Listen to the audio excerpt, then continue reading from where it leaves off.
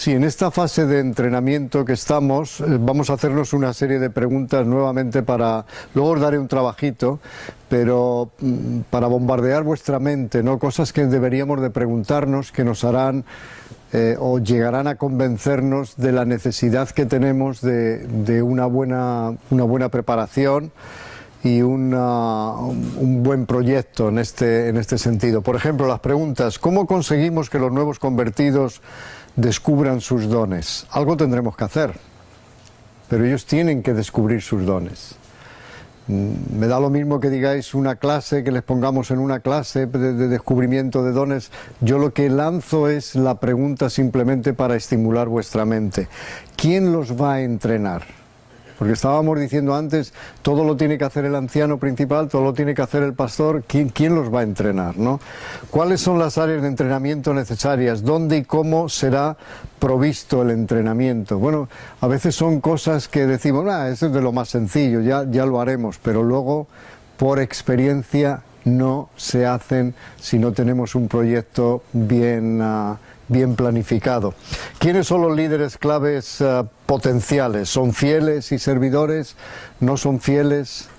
¿No son servidores? ¿Dónde ejercerán el ministerio los entrenados? ¿Cuáles son las necesidades básicas y los problemas del área? ¿Cuándo comenzará su ministerio en el área? ¿A quién rendirán cuenta? ¿Cómo describes o describirías su trabajo? Es decir, los líderes que nosotros lancemos siempre tienen que rendir cuenta a alguien, siempre. Y no solo eso, sino cómo vas a describir tu trabajo. Te tienes que sentar con los líderes y describir su trabajo. Y no solo eso, a lo mejor podemos hacer un papel con una descripción de trabajo de lo que esperamos sentado con él. Quiero decir, que él también ponga lo que le parece, la descripción de trabajo. La descripción de trabajo hasta se lleva en empresas del mundo. ¿Por qué no lo podemos hacer en la iglesia? Por ejemplo, yo en la última iglesia que establecí, yo hice una descripción de trabajo para, yo no sé si teníamos 14 personas distintas. Uno llevaba una cosa, el otro otra. Una descripción del trabajo amplia. ¿Para qué?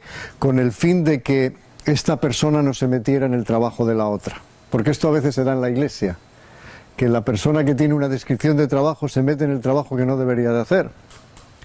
Y entonces cada uno, si tiene su descripción fíjate, un ujier, por ejemplo, lo que yo decía antes, la descripción de trabajo de un ujier que está ahí para sentar a la gente, para saber sonreír a la gente, para darle la bienvenida, etcétera, pues necesita una descripción de trabajo.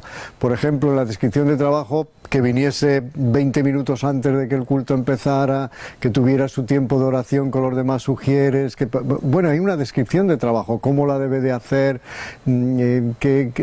qué informe debe de dar al final de su trabajo del día, etcétera, etcétera, ¿no? Entonces eso es importante y yo simplemente lanzo las preguntas para estimular, vuelvo a repetir, vuestra mente. Ahora entramos en la quinta fase, son 6, la sexta. A veces la toco, a veces no la toco porque es la fase del movimiento, es crear ya un movimiento, ¿no? Pero esta es la fase de multiplicando. Por ejemplo, vamos a leer Hechos 1:8, el que lo sepa de memoria que lo recite. Es bien sencillo. Y recibiréis poder cuando haya venido sobre vosotros el Espíritu Santo y me seréis testigos en Jerusalén, en toda Judea, en Samaria y hasta lo último de la tierra. Hasta lo último de la tierra. Exacto. Es decir, esta es la fase de multiplicar. Estamos aquí para multiplicarnos. No sumar, sino multiplicarnos. Ahora, hay varias actividades. Es preparar a los líderes para formar equipos de establecedores. Esto es lo que yo hago. Ya estoy preparando líderes. En la fase de multiplicando, a lo mejor han pasado ya 3 años. Entonces yo ya estoy preparando líderes para formar equipos de establecedores. Los llevo inclusive conmigo cuando abro otra obra, vienen a ayudarme, saben lo que tienen que hacer, etcétera, y captan la visión. captan la visión, que es lo importante, captan la visión. Entrenar obreros para algunos niveles y varios ministerios. No nos podemos simplemente centrar en un ministerio. Si vamos al objetivo, ¿cuál es el objetivo? Porque esto es como una flecha, no necesitaríamos más pizarra aquí, pero esto es como una flecha que tiene un objetivo. El objetivo en este caso concreto es formar un grupo base de líderes para formar equipos para establecer iglesias. Vuelvo a repetirlo, formar un grupo base de líderes para formar equipos para establecer iglesias. Ahora, muchos de los líderes de las nuevas iglesias se sienten con frecuencia tentados, fijaros bien lo que voy a decir, tentados a conservar y sumar a lo que ya han conseguido en lugar de multiplicar los resultados. Mi experiencia es que esto trae siempre conflicto a la iglesia. ¿Por qué? Esto puede dar lugar a problemas, ya que lo que quieren es liderar, quieren servir. Y si tú no les preparas para ello, sí. ¿Puedes repetir otra vez? Sí. Muchos de los líderes de las nuevas iglesias se sienten con frecuencia tentados a conservar. Es decir, si tenemos un líder en una iglesia, un pastor, un anciano, se siente más tentado a conservar lo que ya tiene y sumar a lo que ya han conseguido en lugar de multiplicar los resultados. Entonces esto da lugar a que esto puede dar lugar a problemas, ya que las personas que estás adiestrando quieren liderar, quieren hacer algo con sus vidas. Si tú no le abres la avenida para que lo hagan, te causarán problemas en la iglesia. Al menos esta es mi experiencia. ¿Por qué? Porque están deseosos de hacer algo. Están deseosos y si tú no le das la oportunidad, otros se la darán. Entonces te crean un problema o te crean una división en la propia iglesia. Entonces lo que hay que hacer, los estamos adiestrando, dales qué hacer. Lánzalos. Sí, una confesión de pecado. Es decir, tuve el error en mi primera iglesia de no hacer exactamente eso. Y mi compañera estaba empujándome a meterme en esta obra de la multiplicación, pero yo quería conservar. Tenía miedo de hacerle daño a la iglesia madre, ¿verdad? Pero gracias a Dios el sucesor sí tenía, la visión, y él envió a los ancianos gobernantes bien preparados, sumamente preparados en casi todas esas áreas que ya has enseñado, y ellos con muchísima efectividad como ancianos, como laicos, ancianos gobernantes con mucho éxito plantaron otra iglesia. Ya, se suele dar, pero es igual que en la familia. A un joven tú le adiestras y tiene que llegar un día en que le lances, le dejes salir, le dejes hacer su vida. En España decimos el casado casa quiere, y es una verdad como un edificio en este aspecto. Y si no, vas a tener problemas. ¿Por qué? Porque quiere hacer cosas, quiere hacer algo. Pues más vale que lo haga bajo tu supervisión que lo haga sin tu supervisión, o que alguien se lleve esa joya que te ha costado además tiempo adiestrarla, Te ha costado un montón de tiempo adiestrarla, ¿sí? Y otra experiencia que he observado, que a veces hay miembros de la iglesia, no son pastores, son miembros de la iglesia, que se les da una oportunidad, por ejemplo, de saludar, y entonces se quedan ahí toda la vida y no le dan la oportunidad a otros miembros de la iglesia para rotar. Eso ocurre, ¿sabes por qué? Porque es mucho más fácil dejarlo responsabilidad a uno, porque de otra manera yo tengo que enseñar a otros. ¿Me entiendes? Entonces ya supone más trabajo para mí. Si yo enseño a varios, lo que tiene que haber es una rotación, pues como este ujier que he dado el ejemplo. No tiene por qué estar ahí un año simplemente haciendo el mismo papel, porque yo quiero adiestrar otro. ¿Y cuando se muera el ujier? Si no tengo a nadie... ¿Te das cuenta? Entonces yo estoy adiestrando continuamente. Entonces es bueno que otro ujier pase y haga la misma labor, y otro pase y haga la misma labor, etcétera, etcétera. Porque los miembros de la iglesia también quieren hacerlo, quieren servir. Entonces es como poner una persona 10 años y los demás quieren servir y no les Exacto, y todos quieren de alguna manera exponer la palabra, hacer cosas que te ven a ti hacer. Es decir, los líderes en la iglesia son un buen ejemplo y un buen modelo a seguir. En todo, absolutamente en todo. Y la gente se fija. Por ejemplo, yo tengo 2 hijas y la menor solía decir que era clavadita a su padre.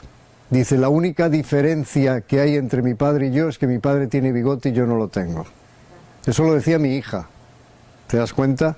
Ahora, ¿por qué? Porque los hijos se parecen a los padres. Bueno, de la misma manera ocurre en la iglesia. Es decir, en una iglesia los miembros, o aquellos, mejor dicho, que estás entrenando, vienen a parecerse, se parecen a ti. Se parecen a ti.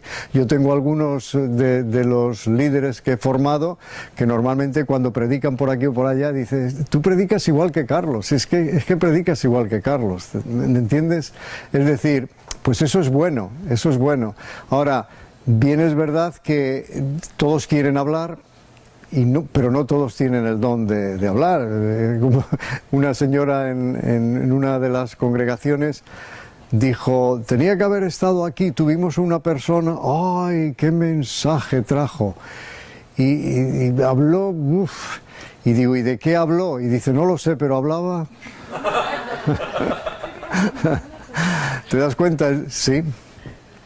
Cuando usted hablaba de formar líderes o formar personas, o no formarlas, porque es más fácil tener a uno que quede perennemente, porque eso nos resta trabajo a nosotros seguir capacitando. Tengo un pastor en Miami que me llamó mucho la atención porque él tenía un líder de misiones, tenía un líder de alabanza, tenía líder de jóvenes, y al líder de misiones lo mandó como misionero a la selva. Al líder de alabanza lo mandó a dirigir un campamento que adquirió la iglesia en Okeechobee, y al líder de jóvenes le está dirigiendo un programa para hombres, restaurando hombres de la calle, homeless.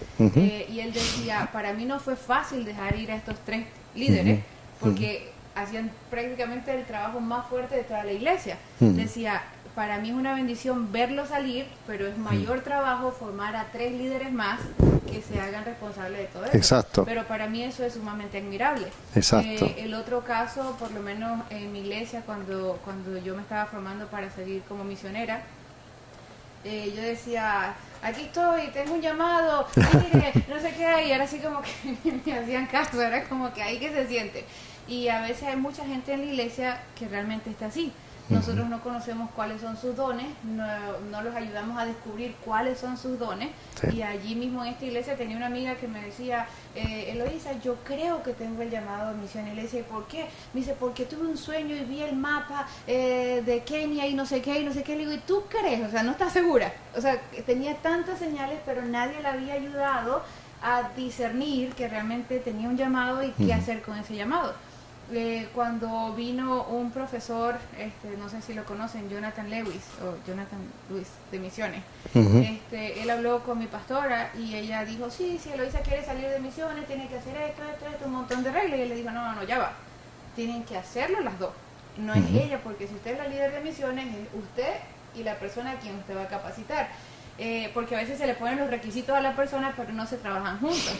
Y después él le dijo algo bien interesante, le dijo, tiene que tener cuidado porque he visto a muchas personas que tienen un llamado y cuando se le ponen tantos como requisitos y todo un proyecto, un tiempo largo, dice, cuando por fin le dan la oportunidad a esa persona para salir, ya esa persona perdió los dones y los talentos que tenía para servir. Entonces también, no solamente que pueden dividir la iglesia o destruir la iglesia, sino que también los mismos líderes pueden matar los dones y el llamado que las personas están teniendo dentro de la iglesia. Yo creo que tenemos que diferenciar, no es esto lo que voy a, que no va a seguir, simplemente para, una cosa es un llamado y otra una carga. Hay una diferencia en ello. El llamado es algo que lo usaron los misioneros hace años cuando se iban a un país y quemaban los barcos. queriendo decir con ello que no volvían para acá o no volvían para ningún sitio. Iban para allá porque era un llamado fijo. Y otra cosa es una carga. Bueno, a veces nos preguntamos cómo es que hemos mandado un misionero a tal sitio y a los 3 años está aquí, está desorientado, está... Ah, amiga, porque ha confundido llamado con carga. Una carga puede darse, yo puedo ir a tu iglesia a predicar y puedo predicar de que necesitamos esto en España, lo otro, etcétera, y puede haber 2 o 3 personas que sienten una carga en su corazón impresionante y lo que hacen es venir a ayudarme.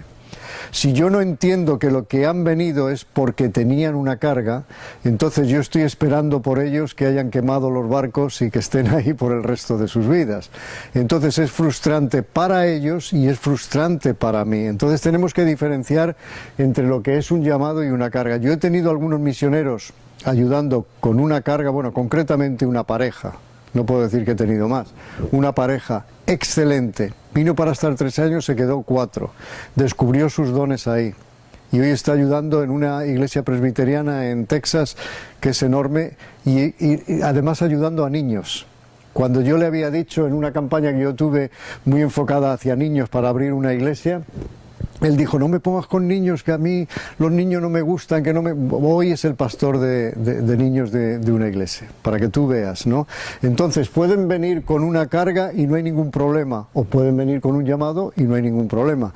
Pero ellos tienen que saber si ha sido un llamado o es simplemente una carga, porque si no se pueden frustrar enormemente. Y lo otro que has dicho es muy interesante, porque es verdad que a veces preparas y el que tienes preparado... Tienes que sacarlo, tienes que lanzarlo, tú misma lo has dicho, lo has lanzado, hay esta oportunidad para hacer, hay aquello, hay lo demás allá, tenemos la gente preparada, lancémoslo.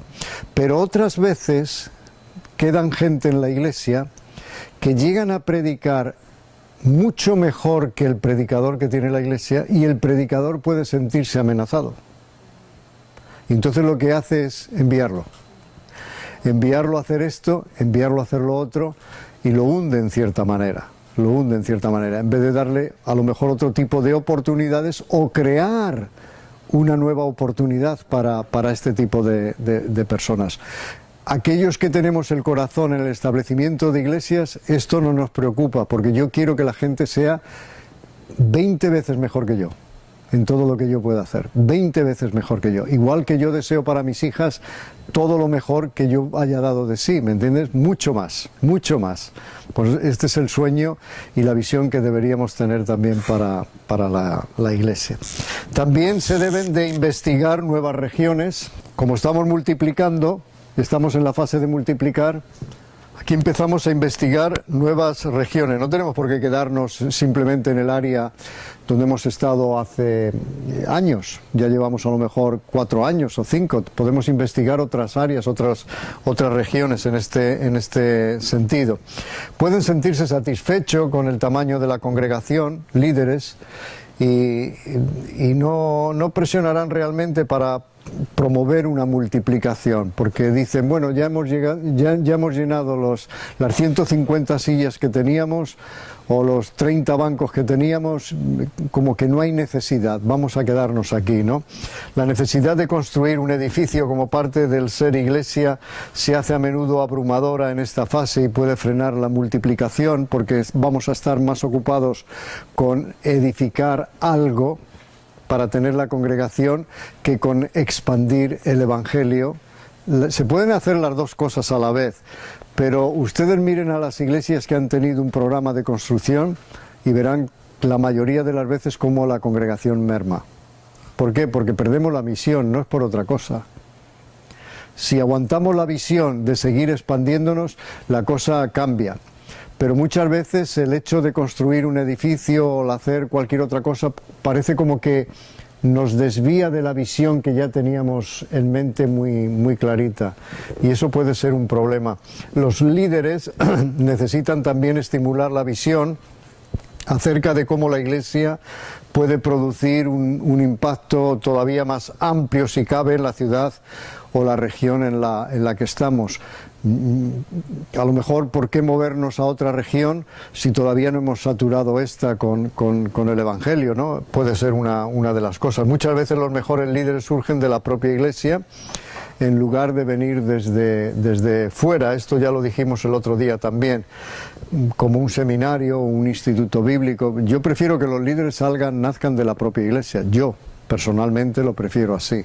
En 2 ocasiones hemos tenido que llamar a alguien que viniera de fuera, porque los líderes que yo tenían también un buen trabajo secular y no querían dejar su trabajo secular, y se dieron cuenta de que no podían tener un trabajo secular. Algunos sí, porque a lo mejor emplean solo unas horas, pero otros emplean lo que es todo un día.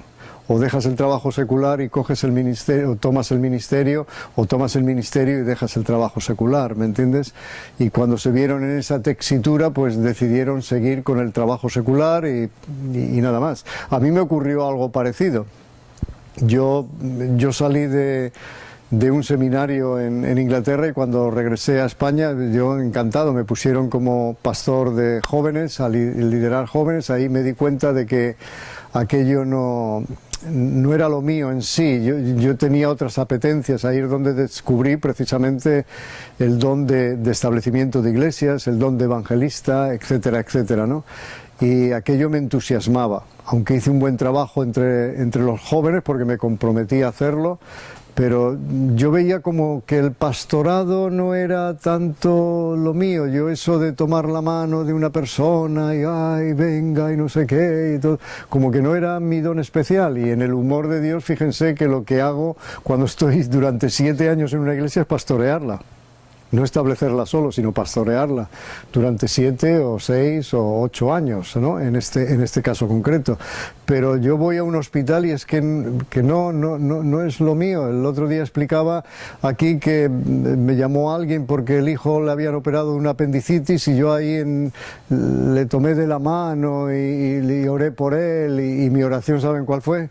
Señor, si lo quieres aquí entre nosotros, pues que se cure rápidamente, si no, llévatelo ya.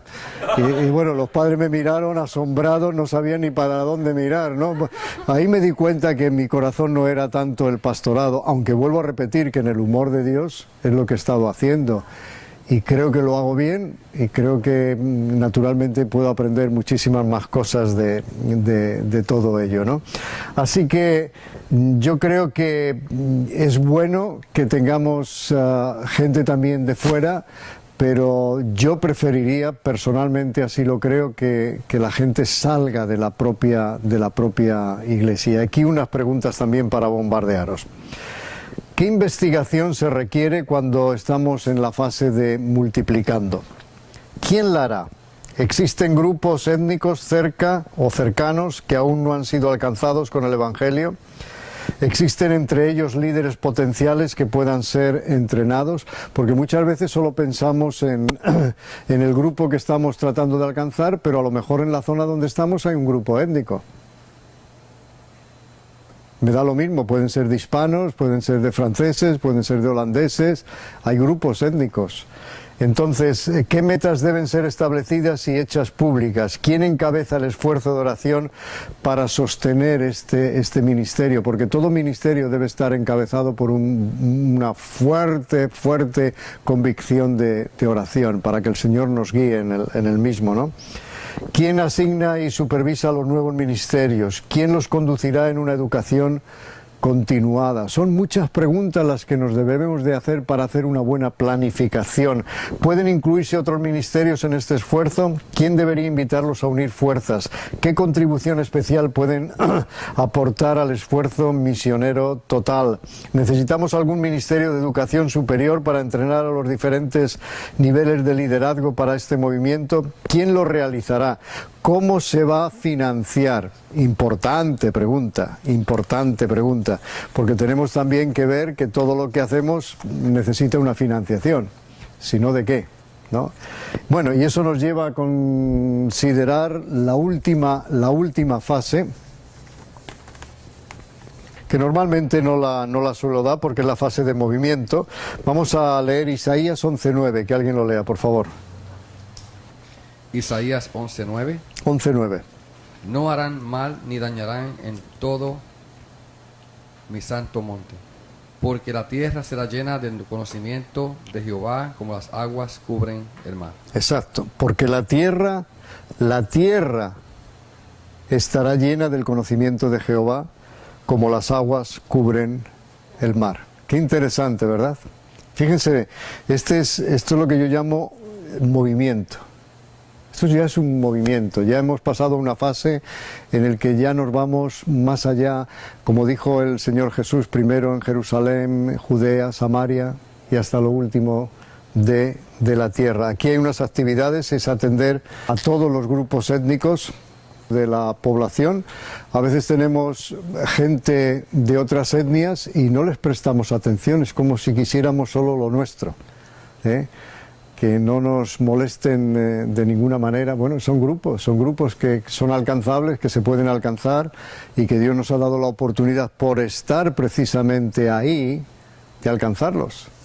Ahora, si no lo vemos como tal, estamos perdiendo de vista cuál es la meta de Dios, y lo decíamos el primer día, la meta de Dios la llamábamos Z, ¿recordáis? La meta de Dios, el plan de Dios, la meta de Dios es que todos le conozcan. Esa es la meta de Dios. Ahora, desde la A hasta la Y es lo que nosotros hacemos para que la meta sea cumplida. Bueno, si olvidamos que hay grupos étnicos, ya estamos incumpliendo con esa meta. Es como si dijéramos, no, Dios nos ha llamado solo a los holandeses, a nadie más. Dios nos ha llamado solo a los hispanos, a nadie más. Dios, ¿os dais cuenta? Es todos los grupos étnicos en este sentido. Saturar la región, la ciudad y la nación, este es el objetivo, con iglesias, y participar en el establecimiento de iglesias interculturales en el extranjero. Miren, la última iglesia que yo establecí en Las Rozas, teníamos 14 nacionalidades. 14 nacionalidades. En mi vida he comido mejor. Sobre todo cuando dedicábamos un domingo al mes para comer todos juntos y cada uno traía un plato de su propia región, etcétera. Tremendo, tremendo. Hay una riqueza en ello. Muchas veces a lo mejor nos puede amedrentar el hecho de que sean tantas nacionalidades, pero es todo lo contrario. En la diversidad es donde está la verdadera riqueza. Y aquello para mí fue una experiencia absolutamente magnífica. Absolutamente, vamos, en mi vida había tenido una experiencia similar. Y doy gracias a Dios que me permitió establecer, bueno, todas las iglesias eran solo de españoles, y la última, Dios me permitió algo verdaderamente extraordinario. La iglesia sigue en pie naturalmente, hay líderes, hay un líder colombiano, hay otro líder de Perú, me parece. Bueno, creo que Susana conoció a algunos de los líderes de nuestra iglesia cuando estuvo allí en España. Es decir, tenemos mujeres en el liderazgo atendiendo obras de caridad, esto, lo otro, atendiendo a los niños. Es decir, distintas personas de distintos países, y fue verdaderamente extraordinario. El objetivo del establecimiento de iglesia no es solamente la creación de una nueva congregación, sino multiplicar las iglesias en todas y cada una de las regiones. Cada una de las regiones. A mí me encanta cuando estoy en Estados Unidos, vas en el coche, iglesia no sé qué, iglesia no sé cuánto, pero todas seguiditas, iglesia de tal, iglesia de cual. Tú vas a España y no encuentras una iglesia así como así. Puedes tirar kilómetros y kilómetros y kilómetros sin ver una iglesia evangélica. Y es porque, desafortunadamente, en España tenemos más de 7.200 pueblos sin obra evangélica. ¿Qué les parece? 7.200 y pico pueblos todavía sin obra evangélica. Fíjense la tarea que hay que hacer. En cambio, tú vas a la ciudad de Madrid y a lo mejor en la ciudad de Madrid tienes iglesia aquí, iglesia aquí. Claro, es una ciudad, es una comunidad con 7 millones de habitantes, una comunidad grande, ¿no? Pero parece que todos se concentran en el centro. Pero luego está todo esto, que hay pueblos y pueblos sin obra evangélica. Y fíjense que uno de los primeros pueblos que yo visité de la Comunidad de Madrid se llama Alcorcón, con 180.000 habitantes sin ninguna obra evangélica. Ahora ya hay varias. Luego el segundo pueblo fue Móstoles, con 260.000 habitantes y ninguna obra evangélica. Y así podría seguir, con pueblos, pueblos y pueblos. Pero se imagina pueblos de 260.000 habitantes. Yo no sé, por ejemplo, cuánto tiene Hollywood aquí. ¿Esto es Hollywood? Está... ¿Qué población tiene Fort Lauderdale? Aproximadamente. 180.072. Perfecto. Y el porcentaje de hispanos en este código postal,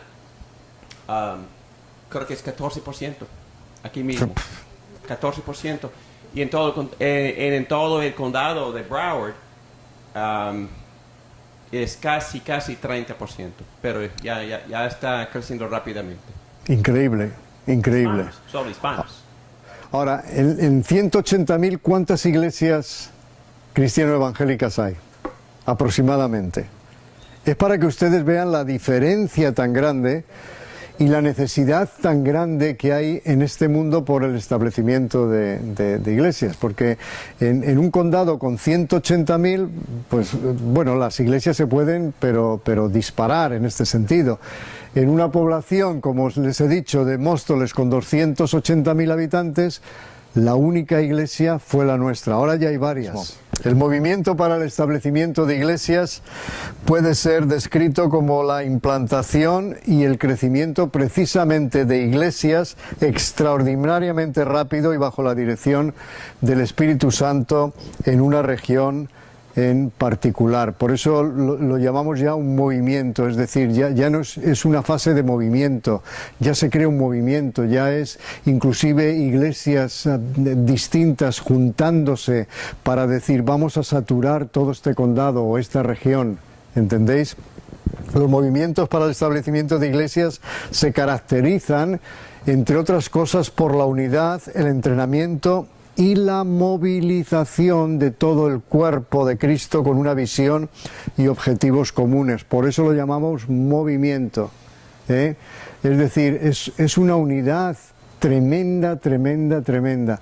Ahora, yo sé que esto choca con muchísimas personas, ¿no es cierto? Esto de la unidad, si hablamos de unidad, bueno, es que con este a lo mejor no me puedo unir, con el otro. Miren, yo visité en una ocasión a un manicomio, ¿saben lo que es? Un hospital para enfermos mentales. En España antes se llamaba manicomio, un hospital para enfermos mentales. Y tuve una experiencia increíble, increíble, porque estaba visitando a una señora y me dijeron, pase ahí, espérese ahí en el pasillo. Yo estaba en el pasillo, la única persona en el pasillo. Y venían por el pasillo 4 personas. Y se acercaron a mí de esta manera, como les estoy diciendo. Bueno, a mí me entró un espanto tremendo, porque no sabía qué iban a hacer conmigo. Eran 4 pacientes de ese hospital.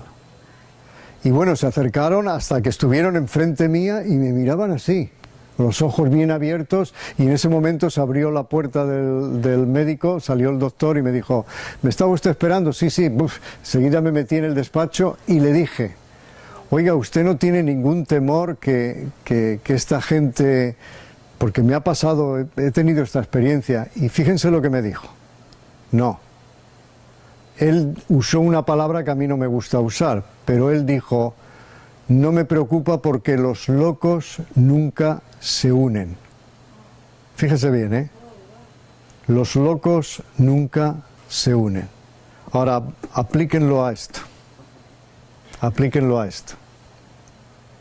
A veces es tan difícil esa unidad para un fin en común, un fin además que es llegar a la meta que el Señor nos ha puesto de que todos, absolutamente todos, o como leíamos en Isaías 11:9, porque la tierra será llena del conocimiento de Jehová como las aguas cubren el mar.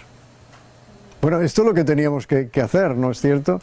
Pero nos da miedo esa unión, nos da miedo y por eso no lo hacemos. Pablo el apóstol, establecedor de iglesias, fue usado por el Espíritu Santo para conducir un movimiento de entrenamiento de iglesias en Asia, habiendo fundado, por ejemplo, lo que leemos en la palabra de Dios, la iglesia en Éfeso estuvo con ellos durante 2 años entrenando a los discípulos en casa de Tirano.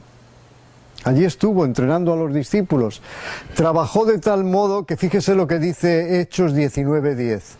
Todos los que habitan en Asia, tanto judíos como griegos, oyeron la palabra del Señor. Tanto judíos como griegos oyeron la palabra del Señor. Las iglesias que fundaron en Asia, Éfeso, Colosas, Laodicea, Mira, Hierápolis, Esmirna, Pérgamo, Tiatira, Sardis, Filadelfia, etcétera, dan precisamente evidencia de ese movimiento y fueron la base sobre la cual Pablo pudo decir estas palabras: que toda Asia había escuchado la palabra del Señor. ¿No es esto excepcional?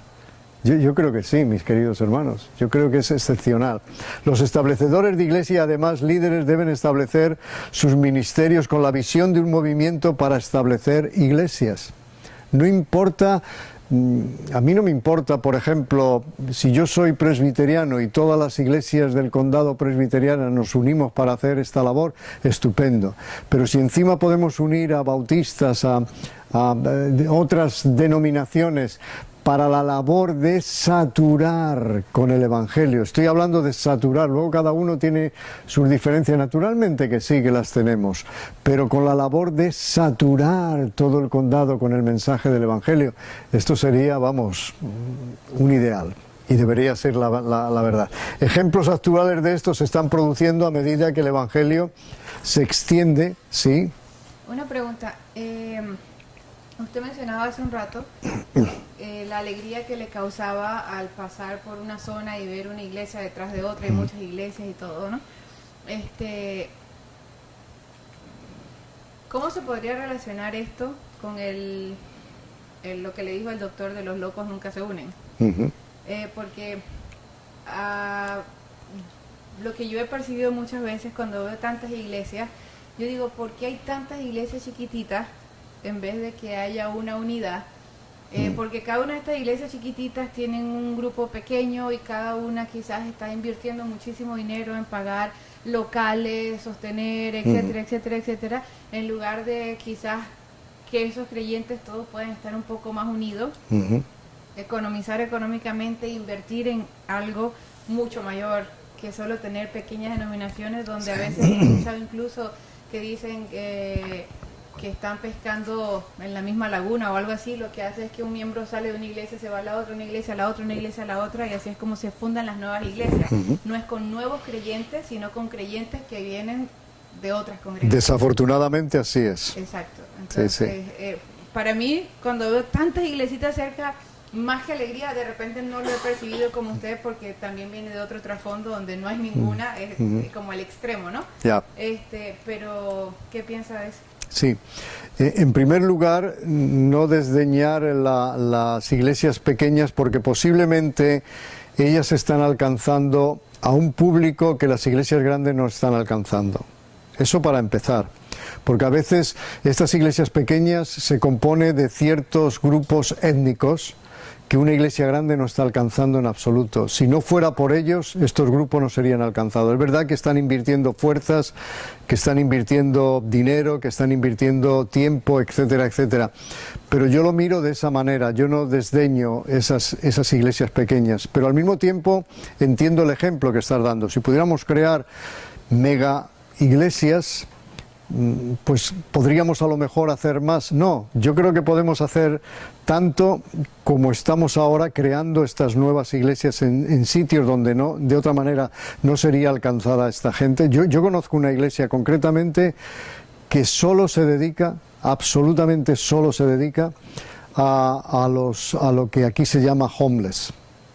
Solo. Fíjate, ¿qué otra iglesia quiere eso? Hay ayuda, tienen a lo mejor para vestir a estas personas, tienen una ayuda para darles de comer, pero a veces solo se limita esa ayuda a eso.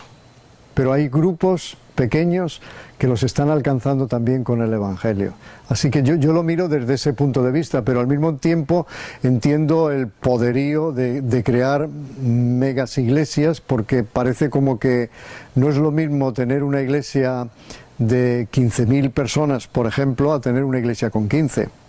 15.000 personas, pues inclusive pensamos, wow, políticamente hasta podríamos influenciar en esto, en aquello, y es cierto, pero ahí es donde viene la unión para otras cosas. Yo muchas veces pienso, un país con tantos creyentes como tiene, por ejemplo, Estados Unidos o algunos países latinos donde Dios ha levantado movimientos impresionantes, donde hay avivamientos inclusive, como fue yo cuando estuve como capellán de los Juegos Olímpicos en Corea en el año 88, a mí me asombró todo lo que vi allí, un movimiento de Dios, un verdadero avivamiento. Y yo decía, ¿cómo no va a influenciar esta gente cuando a mí me llegaron a decir que el 54% de las Fuerzas Armadas eran creyentes? Solo de las Fuerzas Armadas. O sea, eso es influir en un país, ¿me entiendes? Y a mí me lleva, lo que tú has dicho me gusta por ese sentido, pero al mismo tiempo pienso, bueno, podemos influenciar también si nos uniéramos para algo, como es seguir predicando el Evangelio, o inclusive unir nuestras fuerzas para decir políticamente esto así o esto allá. Sí. No, iba a decir que hay personas que prefieren las iglesias pequeñas porque se conocen más, porque sí. aquí hay más amor, hay más calor humano. Es cierto, es cierto. Quizás otro punto también tiene que ver con la misión o la filosofía de esas iglesias pequeñas. Sí. Porque si las iglesias pequeñas pudieran poner en práctica esta misión y este tipo de adiestramiento que tú estás enseñando en este momento, magnífico. Y porque otro factor es que a pesar de que haya muchísimas iglesias aquí en los Estados Unidos, en especial en este condado, en especial en esta ciudad que se llama Fort Lauderdale, es que si todo el mundo quería ir a la iglesia el domingo que viene, entonces las iglesias no tienen cupo para recibirlos. Entonces Exacto. no hay suficientes iglesias, en otras palabras. Pero y otro factor, y bueno, para mí, bueno, cualquiera puede criticar y también estoy, bueno, muy apto para criticar, pero lo bueno de esta iglesia en la cual estamos ahora es que no solo se preocupa por sí misma, esta iglesia pertenece a un grupo que se llama Church United, Iglesia Unida, y este grupo, esta asociación, incluye docenas de iglesias y iglesias de distintas denominaciones, y juntas esas iglesias hacen muchísimo mejor en este condado con respecto a la misericordia, la educación de los niños inalfabetos y etcétera, etcétera. Hacen un montón de cosas, mucho más juntos, construyendo casas para los pobres, reparando casas para los pobres, y lo hacen muy a menudo en un grupo de docenas de iglesias. Exacto. Sí, entonces hay mucha perspectiva que hay. Sí. Hay sus ventajas y desventajas. Sí. Siempre las habrá en todo ello. Una cosita más. Cuando yo me refería a todas las iglesias juntitas en una misma área, tampoco me refería tanto a una mega iglesia. De hecho, una única sí. he estado en una mega iglesia. Y me gustaba porque tenían como grupos para los iraníes, grupos para los árabes, grupos para los latinos, grupos para... Era como un grupo, era como las pequeñas iglesitas donde, como dice el hermano Pedro, ese calor humano donde cada quien se relacionaba a distintos grupos étnicos. Pero yo creo que más mi idea era de repente decir por qué congregadas en el mismo lugar, así como hablaba usted de Madrid, y así daba el ejemplo de Madrid, todas como aglomeradas en el mismo lugar, en lugar de quizás dispersarse a lugares donde no hay ninguna, por ejemplo, ¿no? Entiendo muy bien, me gustó, gracias por la explicación de que ciertas iglesias están alcanzando ciertos grupos, que obviamente aunque haya una iglesia, quizás la que está no está alcanzando un grupo específico. Esa puede ser una justificación bastante buena, pero más era la visión de esparcirse un poco más, como decía Pablo, donde no ha llegado el Evangelio. Exacto. Y no solo eso, yo veo lo que has dicho de las iglesias pequeñas, algunas iglesias que se crean son pescadores de peceras. Quiere decir que están pescando gente de otras iglesias, pero eso no es crear iglesia, eso no es evangelizar, ¿me entiendes? Eso es simplemente que este grupo, que a lo mejor está un poquitín descontento y yo tengo mejor música o tengo mejor no sé qué, pues que pase aquí y arruinas una iglesia para crear otra. Bueno, pero esto se ha dado a lo largo de la historia de la iglesia, desafortunadamente, ¿no? Pero ¿cuántos lugares hay en los que podríamos ir y no se está yendo, ¿no? Muy bien, establecer las líneas, ya estoy terminando, directrices para la propagación del movimiento. Por eso decía, en algunos casos yo doy esta fase, que es la última fase, la sexta fase, pero a lo mejor no estáis tan interesados en esta fase, ¿no? Determinar los proyectos misioneros.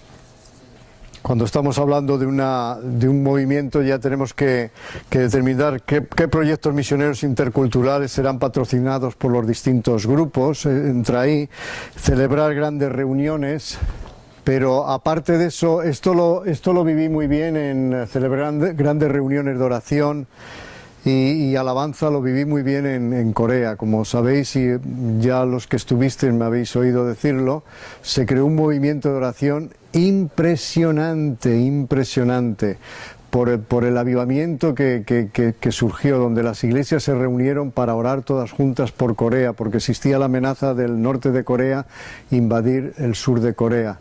Y cuando llegaban el toque de queda, que es decir que no podían salir, los pastores decidieron que tendrían una reunión todos juntos el viernes por la noche, de 9 de la noche a 6 de la mañana. Y pidieron un campo donde pudieran estar y la administración, el gobierno les dio un campo que era de aviación, que no se usaba, etcétera, etcétera. Y allí se juntaron hasta 1 millón de personas, todos los viernes por la noche, de 9 de la noche a 6 de la mañana, lloviese o no lloviese, hiciera frío o no hiciera frío. Y en el humor de Dios nadie se podía mover de ahí. ¿Por qué? Porque Dios permitió un toque de queda y nadie podía salir. Así que lo único que podían hacer era orar, orar y orar. Y aún en el día de hoy siguen con eso. Ya no se reúnen todos porque es imposible, serían millones de ellos. Pero se reúnen por denominaciones. Por ejemplo, yo lo conté en la iglesia presbiteriana, que sienta a más de 15.000 personas en el auditorio principal, y resulta que el viernes a las 9 menos 5 que yo llegué, el auditorio principal ya estaba a tope, ya ahí no entraba un alfiler. Entonces me mandaron a otra salita, en las otras salitas sentaba cada una de ellas 1.000 personas, hasta que encontré una en la tercera o cuarta sala. Era impresionante el movimiento, y esto es lo que se cree a veces, celebrar grandes reuniones de oración y de alabanza, pero esto es lo que provoca precisamente en un movimiento. Y luego proponer objetivos regionales o nacionales, Y por último, establecer niveles de entrenamiento superiores para los líderes claves, naturalmente, del movimiento. Los líderes tienen que saber qué hacer en todo momento, cómo hacerlo, etcétera, etcétera. Hay preguntas, por ejemplo, ¿es el movimiento autopropagado, autosostenido y autogobernado? Si no lo es, ¿qué es necesario hacer para asegurar que lo sea? Esa puede ser una pregunta. ¿Qué regiones o grupos han sido ya alcanzados? ¿Qué proyectos misioneros el Señor nos está conduciendo a iniciar? ¿Qué clase de entrenamientos son necesarios para el movimiento? ¿Cómo será sostenido dicho movimiento? ¿Quiénes son los líderes tipo apóstol para el movimiento? ¿Cómo podemos colaborar con ellos? ¿Cómo podemos animarlos y sostenerlos? ¿Cuáles son sus necesidades? Etcétera, etcétera, etcétera. Y ahora viene un trabajo que lo que vamos a hacer es repartirlo. ¿Me haces el favor de repartir uno a cada uno? Mañana lo que vamos a ver a primera hora es considerando los distintos modelos de establecimiento de iglesias. Yo no sé si todos tienen esto, David, a todos les diste esto, ¿verdad? Vale. Vamos a ver modelos de establecimiento de iglesias, como es el modelo de la iglesia hija, el establecimiento de iglesias según el principio del tallo de fresa, lo que queremos decir con eso. establecimiento de iglesias por colonización, establecimiento de iglesias por adopción, etcétera, etcétera, etcétera. Vamos a ver los distintos modelos en los cuales vais a decir, pues esto ha ocurrido, esto no ha ocurrido, esto tal, me gusta este, no me gusta este tanto, etcétera, etcétera. Así que lo vamos a dejar ahora mismo ahí y lo que vamos a hacer es centrarnos en el examen. El examen, el examen es trabajar un poquitín juntos en cuanto a esto. Por ejemplo, ¿cuál parece ser la fase más difícil para ti y tu situación de establecimiento de iglesias? ¿Cómo cambia el papel del establecedor de iglesias a lo largo del proceso? ¿Por qué es importante que la iglesia se multiplique? Nuevamente somos bombardeados con distintas preguntas. ¿Existen en tu región esfuerzos de ministerio, evangelismo, discipulado, entrenamiento, etcétera, etcétera? Y luego hay lo que llamamos un plan de acción. Junto a todos los obreros que colaboran en tu esfuerzo para establecer iglesias, responde para cada una de las fases del ciclo las preguntas enunciadas. Se comprende que en este momento del proceso de establecimiento de iglesia no es posible que puedas responderlas con realismo, eso es obvio. Sin embargo, intentar hacerlo lo mejor que puedas será una magnífica preparación para el ministerio futuro. Es obvio, estamos en un mini seminario y daros cuenta que cuando yo tengo alumnos haciendo esto, por lo menos son 10 folios que tienen que rellenar, con un trabajo un poco exhaustivo de todo esto, y trabajan en grupo y hacen una buena labor. Únicamente lo que vamos a hacer ahora es simplemente sentarnos un poquitín juntos y discutir sobre alguna de estas preguntas. Ahí es donde podemos aportar también ideas, ¿eh?